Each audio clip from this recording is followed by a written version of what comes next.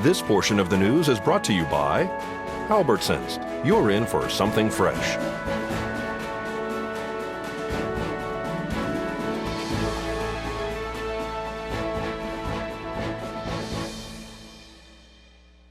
Welcome back to News 46.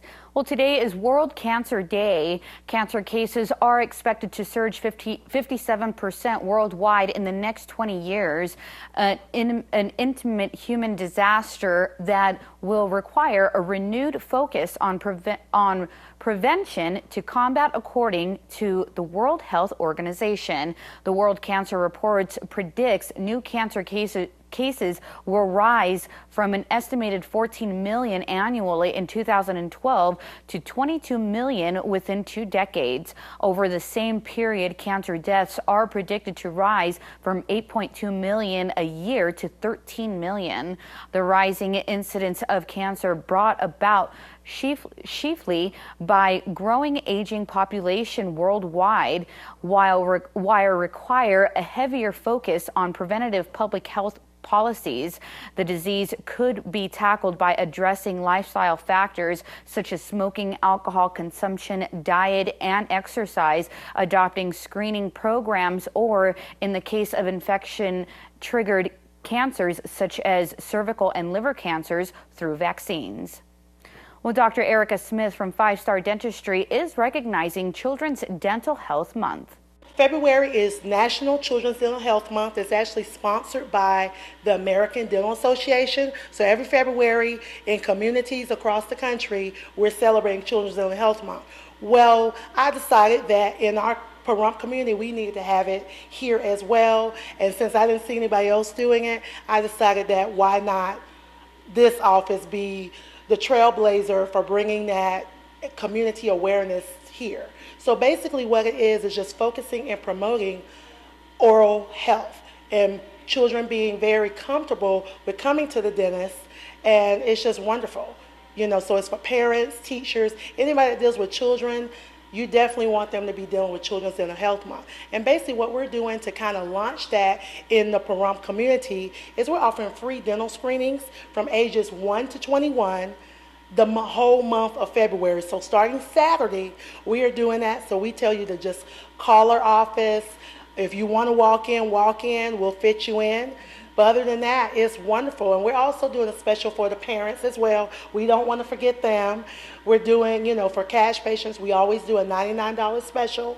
And that's our free exam and a free complete set of x-rays.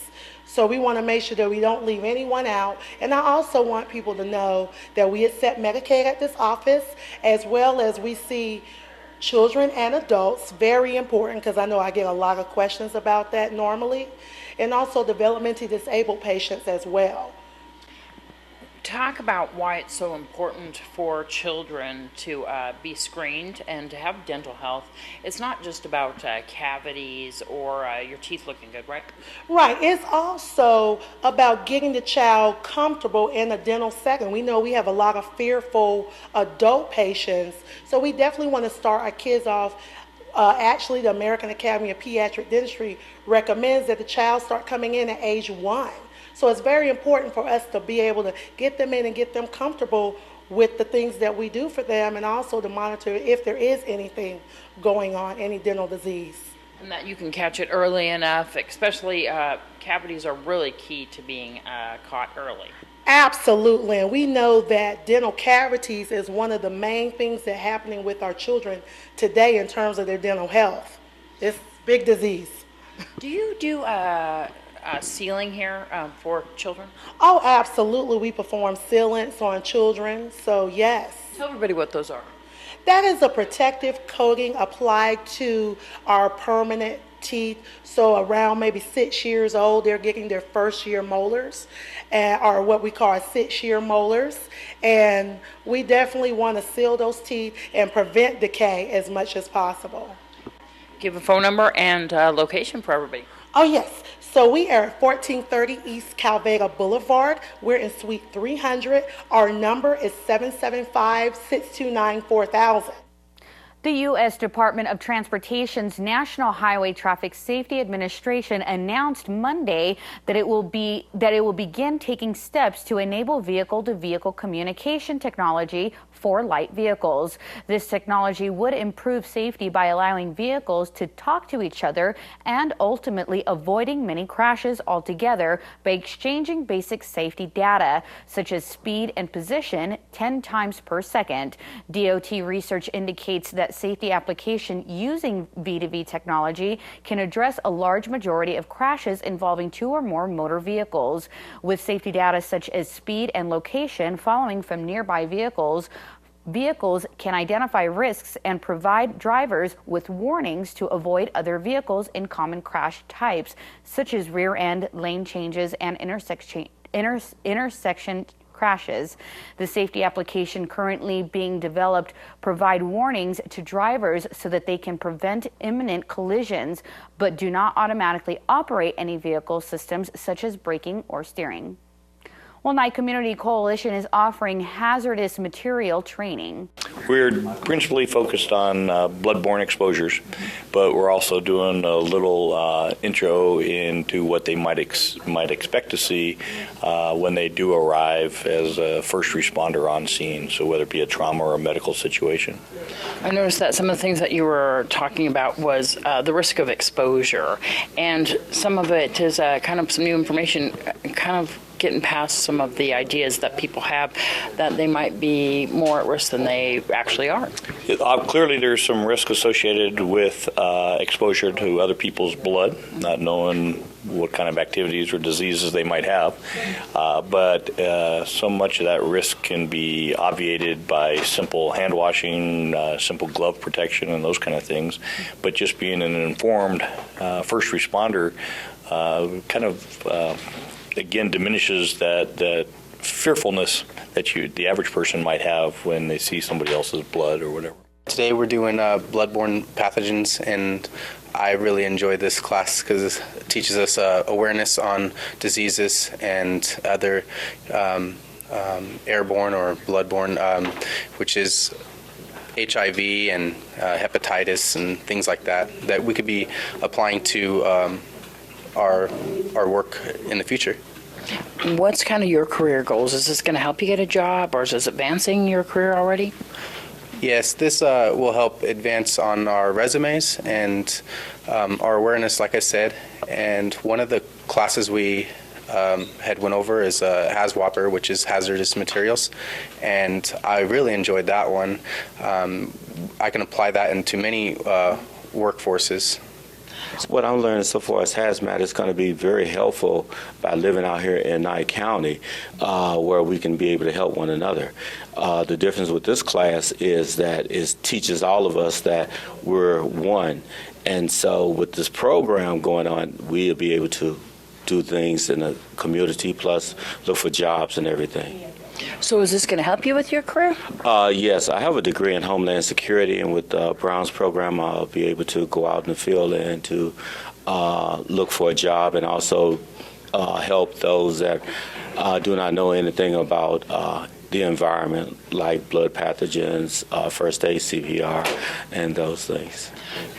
Dealing with hazardous materials, doing an OSHA 10, doing MSHA for the mining, basically giving us a tool to use endlessly in the state of Nevada. Well, folks, keep it here because we're going to have more local news for you after this break. Join us at the Pahrump Nugget Hotel and Casino with the #1 gaming experience and entertainment. The Pahrump Nugget has the #1 dining experience at Stockman Steakhouse, Golden Harvest Cafe, and the Gold Miners Buffet. Come get your game on at the Pahrump Nugget Hotel and Casino. Today's news is brought to you in part by Dr. George Leeks, Pahrump's optometrist since 1990, offering full-spectrum eye care for children and adults. Call today, 727-8300.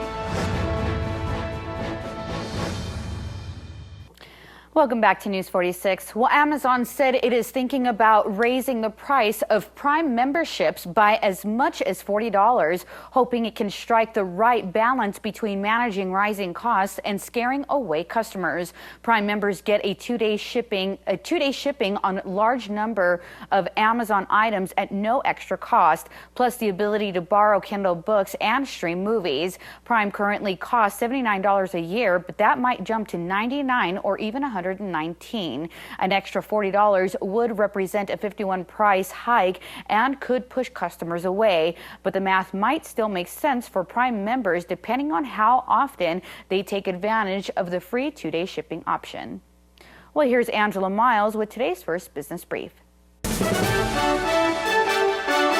This is the first business brief for Tuesday, February 4th. I'm Angela Miles. The winter weather is tough on travelers' wallets. One estimate shows 49,000 canceled flights in January cost passengers $2.5 billion and lost productivity and expenses. The airlines lost up to $150 million. In the first 3 quarters of 2013, airlines made $2.6 billion from baggage fees and $2.1 billion from reservation change fees, according to a report. New drama at Herbalife. The company posted positive earnings, giving a healthy $4 boost to shares. Investors shook off comments from activist investor Bill Ackman, who calls it a pyramid scheme. He's now accusing the company of employing distributors with a criminal background. Herbalife did not comment. And gas prices are taking a turn for the worse. The cost of a gallon of unleaded has risen above $3 in every state. The national average is $3.27. That's the first business brief. I'm Angela Miles. All right, folks, we'll keep it here because we're going to have your weather with Noah Began right after these messages.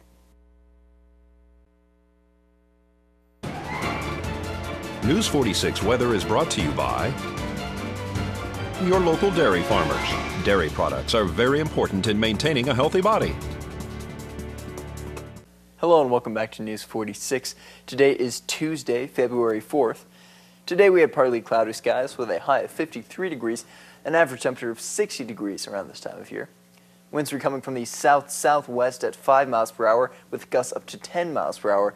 The UV index today was 3, which is moderate. Humidity was at 27%. Sunrise is at 6:42 this morning, and the record high in 1953 was 76 degrees. Tonight we'll have partly cloudy skies with a low of 32 degrees, an average temperature of 41 degrees around this time of year. Winds will be coming from the north-northeast at 2 miles per hour with gusts up to 4 miles per hour. Humidity will be at 42%. Sunset was at 5:14 p.m. and the record low in 1948 was 19 degrees. Tomorrow we'll have partly cloudy skies with a high of 55 degrees and a low of 31 degrees. Winds will be coming from the southwest at 4 miles per hour with gusts up to 6 miles per hour. Humidity will be at 35%. Sunrise will be at 6:41 a.m. and the UV index will be 3, which is moderate. For our 7-day forecast, we have a mostly cloudy week. Your high temperatures will be ranging from the high 50s to the low 60s, and your low temperatures will be ranging from the high 20s to the high 30s. Well, folks, that does it for this edition of News 46. I'm Monique Mitchell, and from everyone up here at News 46, we hope you have a great evening, and we'll see you here again tomorrow. Until then, good night.